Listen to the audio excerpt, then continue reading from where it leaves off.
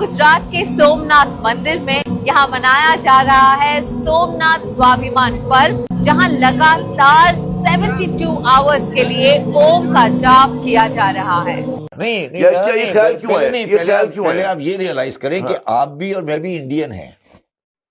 ये आप इसको नहीं एक्सेप्ट करते ना? आप नहीं मेरी बात समझे। आज भी आपको अरबी में जाएंगे, ईरानी माशरे में जाएंगे, वो आपको हिंदी बोलते हैं। ठीक 1000 साल पहले इसी मंदिर पर 72 घंटों तक हमला हुआ था, पर आज उस दर्द को प्रार्थना बनाया गया और विनाश को भक्ति। शाम होते ही पूरा कॉम्प्लेक्स रोशन हो जाता है, जहां डेकोर और आर्ट इंस्टॉलेशंस अपने बाप बदल लिए हमने। ये बड़ी शर्मनाक बात है। नाइट स्काई के साथ जिंदा लगते हैं। टेम्पल रोड की वॉल्स पर लॉर्ड शिवा के हैंड पेंटेड म्यूरल्स हैं। पेड़, सड़कें और पूरा रास्ता खूबसूरत लाइट से इल्यूमिनेट हुआ है। आगे बढ़ते ही आप यहाँ खूबसूरत आर्ट इंस्टॉलेशंस देखेंगे, जैसे त्रिशूल पकड़ता हुआ हाथ, आदि योग इंपोर्ट किए बाहर से। तुगलक, तुरुक, महमूद गजनवी, इनको हीरोज बनाने का रीजन क्या था? इस आइडियोलॉजी को मजबूत करना, आइडियोलॉजी को। और फिर देखिए वो बाप बदलने का ये भी चक्कर था ना कि विक्रमजीत जिसने सिथियंस के खिलाफ। यहाँ आप वीर हमीर जी गोहिल जी का स्टैच्यू भी देख सकते हो, जिन्होंने सोमनाथ मंदिर की रक्षा के लिए वीरता से युद्ध किया और बलिदान देकर धर्म और स्वाभिमान का एक एग्जाम्पल सेट किया। लॉर्ड शिवा, माँ पार्वती और कई सारे थीम्स पर एक्सपीरियंस सेंटर्स भी हैं। मंदिर के आसपास हजारों भक्त एक साथ ओम चैंटिंग और शांति से लेकिन महादेव के भक्तों के प्रयासों से मंदिर पुनः जीवंत हो उठा। 17वीं 18वीं शताब्दी में औरंगजेब का दौर आया, उसने सोमनाथ मंदिर को अपवित्र किया।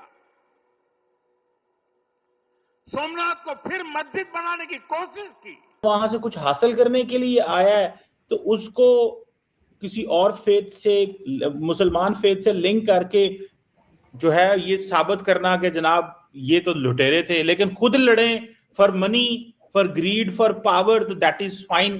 Do you think this?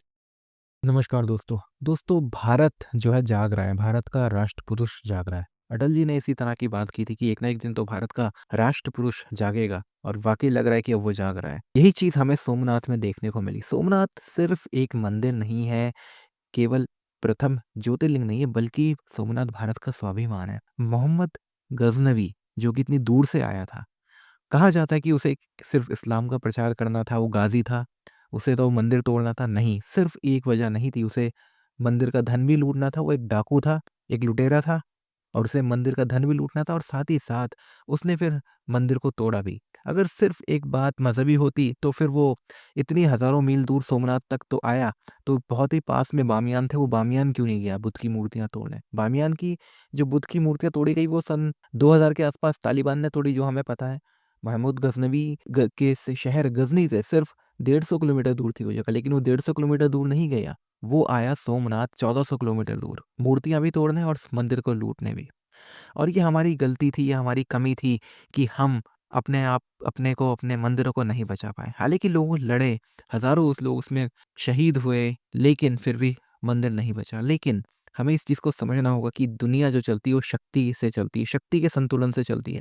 आप सही हैं, गलत हैं, इससे कोई फर्क नहीं पड़ता।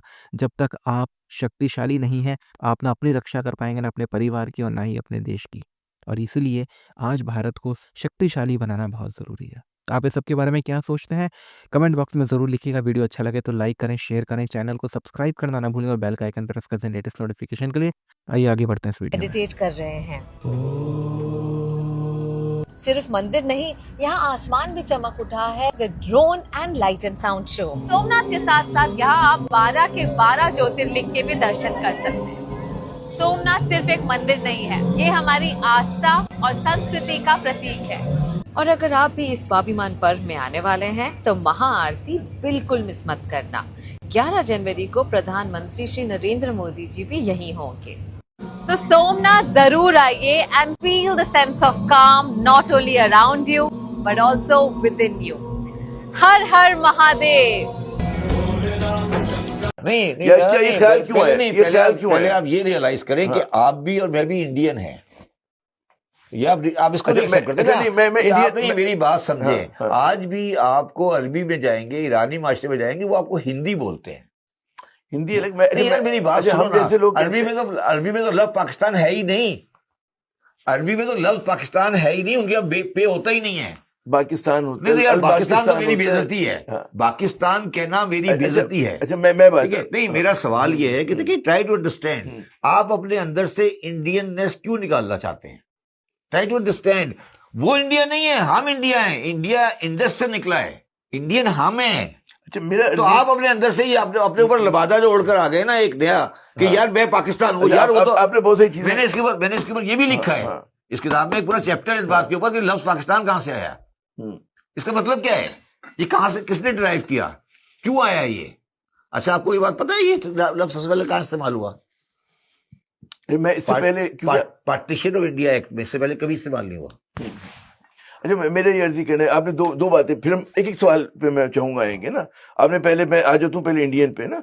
हम जैसे लोग समझते हैं, जो हमने थोड़ा सा तारीख पढ़ी, कि इंडियन लफ्ज क्वाइन ब्रिटिश इंपीरियलिज्म का है। किसका? ब्रिटिश इंपीरियलिज्म का है ना। इंडिया नाम उन्होंने दिया, हिंदुस्तान कहते थे, अब हिंदुस्तान कह लें।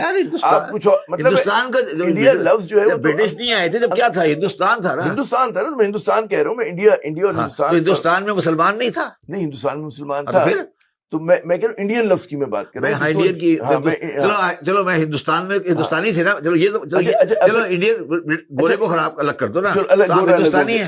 अच्छा, मैं तो नहीं हूँ। नहीं, फिर आप कैसे कह रहे हैं? मैं कह रहा हूँ 47 से पहले आप क्या थे उर्दू में? भाई कोई यूपी में नहीं, बेकार की बातें नहीं करो आमिर, बिला वजह का हुज्जत ही नहीं करो। 46 से पहले उर्दू में क्या नाम था आपका? हिंदुस्तानी कहा जाता था, क्योंकि ब्रिटिश यार ब्रिटिश तो बाद में आए थे। मैं पूछ रहा हूँ, ब्रिटिश तो 1857 से पहले आए थे ना। 1857 से पहले 1857 में बंगाल फतह किया। आपका क्या नाम था? आपका नाम क्या था? हिंद था ना। ठीक, ट्राई टू अंडरस्टैंड। आप लोग क्यों अपनी हिस्ट्री को डेविएट करते हो यार? आपको पूछे जाके, आप पूछे, नहीं सुन लो मेरी बात। रसूलुल्लाह सल्लल्लाहु अलैहि वसल्लम की आक़ाए नामदार की पढ़ो, हिंदी हिंदी हिंदी कहते थे ना यार। हदीसें हैं, रवायतें हैं, क्यों अपने साथ बिला वजह की, क्यों मेरे साथ हर चीज में बहस कर लेना, कभी तारीख में बहस नहीं करना। अपने बाप बदल लिए हमने, ये बड़ी शर्मनाक बात है।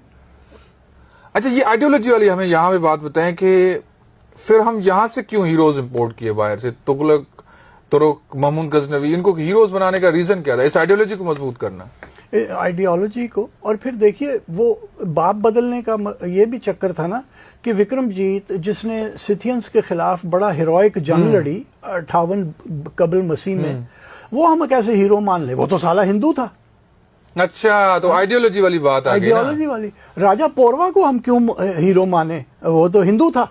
सिकंदर को हमने मुसलमान कर लिया, वो पक्का सारे मानते हैं कि वो मुसलमान था। राजा डायर को हम क्यों हीरो माने? वो तो हिंदू था। हिंदू था। तो ये सारी उसने मतलब पूरे, फिर तो सर हमारी वो नहीं हो गई, मतलब अरबाइजेशन तो छोड़ दें, हमें जो चीज होती है वो तो हमारी कल्चरल आइडेंटिटीज मट्टी में मिल गई सर। टोटली हमें डीकल्चराइज कर दिया गया ना। डीकल्चराइजेशन हो गई। हाँ, मतलब ये वो है एक कल्चरल या रिलीजियस कॉलोनाइजेशन। हम मुकम्मल तौर पे महकूम हो चुके हैं।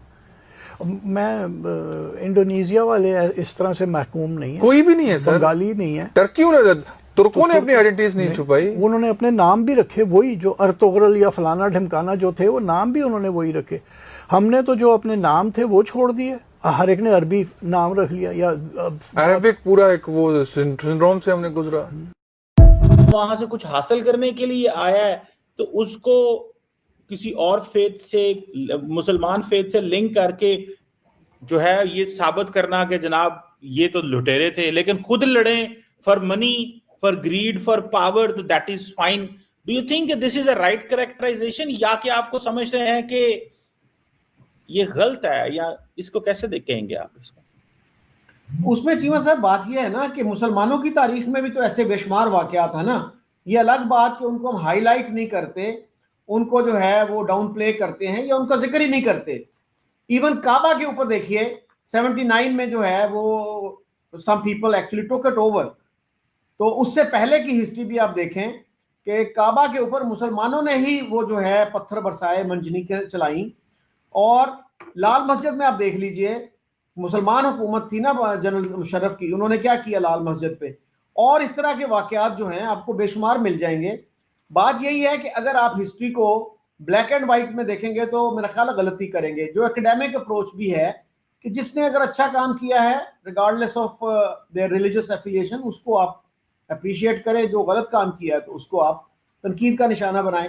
और मेरा ख्याल है इंडिया में बहुत सारे स्कॉलर्स ऐसे हैं जो बैलेंस तरीके से बात करते हैं। तो एक स्कॉलर का मैं सुन रहा था, ही इज अ लेफ्टिस्ट, तो वो यही कह रहे थे कि शिवाजी का हम बहुत जिक्र करते हैं, तो शिवाजी की लड़ाइयाँ क्या वो मजहबी लड़ाइयाँ थी? उनका जो चीफ बॉडीगार्ड था वो एक मुसलमान था, और उसने ही ये मशवरा दिया था जब वो जा रहे थे अफजल खान से मिलने कि आप निहत्ते मत जाइएगा, अफजल खान का कद कितना है, 6 फुट से भी ज्यादा है, और आपका जो है